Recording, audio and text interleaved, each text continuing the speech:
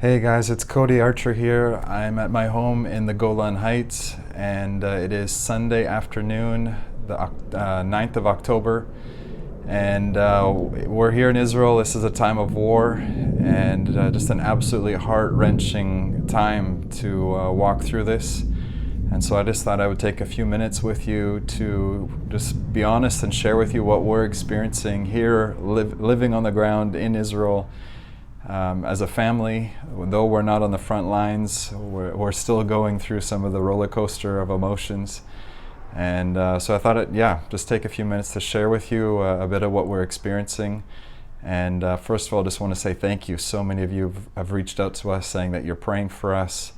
And that just really means a lot, knowing that we're not alone, that friends like you around the world, family, are standing with us, praying with us, caring about us. So thank you. We can't get to all of the communication. There's just so much of it. But know that we're receiving it, we're reading it, and cherishing it. So thank you. Yeah, as I said, it's just heartbreaking. I'm not going to go into some of the details of what's happening. You can go on the news and see what's going on. It's just a heavy, heavy time to be here right now.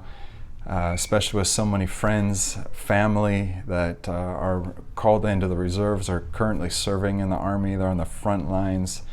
Difficult situation. Many of our neighbors, our kids go to school. Their family, their friends, the parents. We're connected relationally to so many different aspects of what's going on.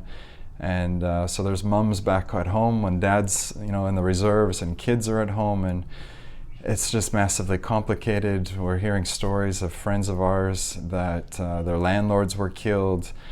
We have friends down in the south of Israel as well, sharing about, I'm not even going to go into the details. It's just really a heart-wrenching time. The first evening on Saturday afternoon, after this is all started and we're getting the news, I put the kids to bed. I just sat on our deck for about an hour in silence, just not even knowing what to think, how to feel, feeling completely numb, helpless. Praying, God, bring salvation. Even from a theological perspective, I've just finished reading through 1st and 2nd Samuel, 1st and 2nd Kings, and seeing this repeating pattern where every time that Israel walked away from God, he would allow the surrounding nations to come and, in a sense, terrorize and assault and steal and set crops on fire and kidnap. And he would use the harassments of the nations to bring Israel back to himself again. And it just feels like we're in that same cycle again, where so much of Israel is so far from God. And he's allowing these things to bring Israel to its knees. And so it's not an easy place to walk as the righteous remnant in the land, along with the people here, praying, interceding, and yet, it's a really difficult time. And knowing the enemy that we're against as well, Hamas, so demonically inspired, and just with an outright aggression to annihilate Israel. And they're not secretive about that. So we know that we're not dealing with... we know we're dealing with a real enemy that is out for blood and death and destruction. And so it's just, again, it's a heavy time. There's moments where I'm just busy cleaning the house just to distract myself of how I'm feeling on the inside. Trying to juggle being with the kids because the schools are canceled. It probably will be the rest of this week. This could go on for months. We have no idea how long this is going to take. So just walking in this balance of how much do we look at the news and see what's going on, and keeping our finger on the pulse. We want to be wise, we want to be aware of what's going on, but yet that also, for the sake of mental health, can be such a draining thing, just dragging you down, all this negativity, the death, the destruction. And it's just always ongoing, constantly being updated. Here Sunday afternoon, there's been rockets coming into the north of Israel now. There's been terrorists coming in from the Lebanese border. And life is in limbo. There's definitely waves of fear. There's definitely other waves of, God, you're with us. I read some of the prophecies and the promises of God over this country, and I'm encouraged. God, you're in control. Your leadership is perfect. I trust you. I love you. Bring salvation. Pour out your Spirit. These are the things that I'm praying for repentance and for this people, that they would return back to God again. Also, in a positive sense, we've been getting so many messages from different communities here in the north, and also friends who are serving in the Army, and they're telling us with so many reserves coming in, there's massive need or a massive shortage of so many things. They don't have enough food, they don't have water in certain places. Many of them don't have sufficient clothes and army boots and other supplies. And so I'm seeing this country coming together, and they're donating money, they're donating clothes, they're organizing trips to take food to the soldiers on the front lines. So that's a really beautiful thing, how this nation's coming together. Today, I just got home about 15 minutes ago. I was grocery shopping with my son, and we actually try and do most of our grocery shopping on Sunday afternoons because it's the quietest time of the week. You don't have to stand in line. Most Israelis do their shopping on a Friday or a Saturday before the weekend. Today we get there and the place was just packed. We stood in line for at least an hour before we were able to pay and get through. And I was just observing as well, what are people buying? People were really stocking up on bottles of water, on toilet paper, pasta, kemach, flour, all these different kinds of essentials. They had a limit of only 1 jug of milk per family.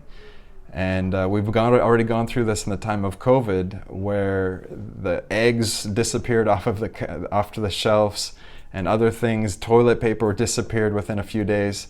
And so now they're really trying to police it and limit people from taking too much. And behind me in line was an Arab Christian family, and so we got talking a little bit, and they're basically in the same boat, saying, we have no idea when this is going to end. This is not easy.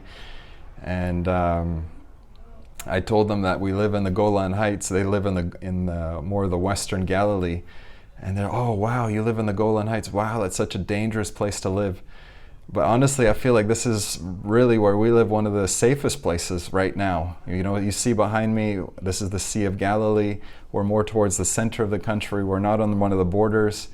And we do have 15 seconds. If one of the sirens goes off here, we have 15 seconds to get into our bomb shelter in our house before a missile would hit our community. So obviously 15 seconds is not a lot, but there's others who have even less than that.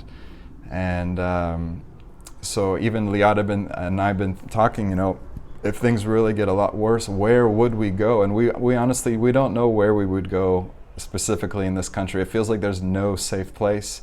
We even heard 10 minutes ago from Liat's brother, who lives in the center near Netanya, and he was at the grocery store there, and a couple of young Arabs spit at him and threw some vegetables at him and were yelling Allah Akbar.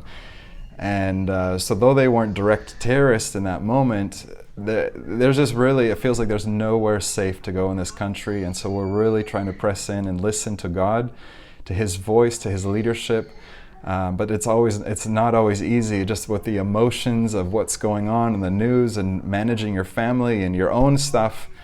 So that's something you can be praying for us, for the mental health aspect, and really being able to quiet the traffic in our souls and be able to be led by the Holy Spirit, hear the voice of God in this time. Also, the kids are home from school. As I've mentioned before, the schools have been canceled indefinitely, and life just feels like we're in limbo, which is also a difficult thing. You know, the idea of us maybe going down to the Sea of Galilee and having some time at the beach as a family, that doesn't even connect. You know, we wouldn't do that because it feels like the whole country is in mourning, we're in a state of war. And so this balance of helping our kids, they have Zoom meetings with their school, some of the classes, which honestly, they're not learning anything. It's basically babysitting through Zoom. They met about half an hour, each of our kids today, on Zoom with their teachers and their classmates. So managing that, managing the little kids and diapers and baths and food and shopping, and then some of the ministry things that we have going on, and the communication, it just feels like it's coming from all different angles right now, good and the bad. And also just feeling in some ways a little bit like my hands are tied. I don't know how to really serve other than being a watchman. I'm praying hours a day right now, as I have space in between kids. But they've been asking for people to come and stand at the gate of our community, and we have a 24-hour watch. And it's just honestly hard to get away from family to be able to do that. So there's different pressures that are coming in different ways, and also knowing how much did we share with our kids at this time. We've had a couple really powerful prayer times. On Saturday afternoon, we prayed for almost the whole hour as a family. We've never had that level of participation with our kids before, but they engaged. They all took time to pray. We worshiped together. But last night, Yair was afraid, and he chose to sleep in our little in the bomb shelter. We have a bed in there.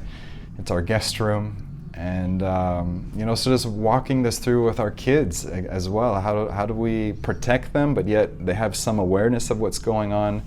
Liat and I are kind of in the background thinking, maybe we should pack a bag in case we do need to go. We have some extra clothes and food and water bottles ready to go. Yeah, a lot of this stuff is just, we're taking it minute by minute, hour by hour.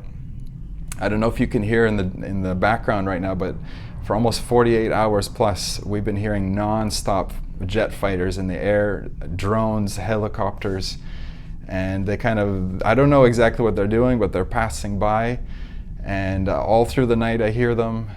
Sometimes it's hard to fall asleep with the jets coming over our house in the nighttime. So that's also something to get used to. I know when we moved to the Golan, we were confronted with much more military activity and training, and we hear tanks firing for practice not far from us, and you hear the booms and you feel them. We see trucks and carrying tanks past our highway all the time. So I've become accustomed to that, but to have it going almost non-stop now for over 48 hours is unnerving.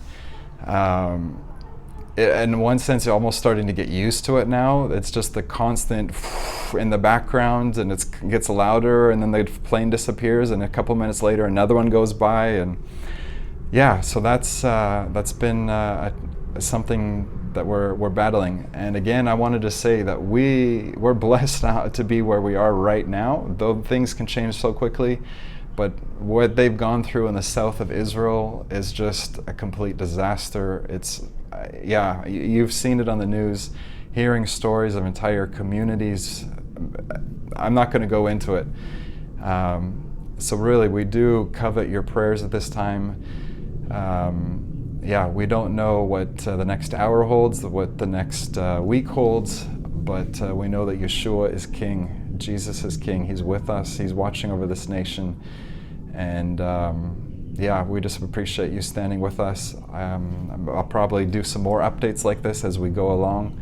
I feel like there's many other different dynamics and angles I could cover, but I think I'm going to call it enough for now. But again, thank you, love you, appreciate you, and hope to see you on the other side of this.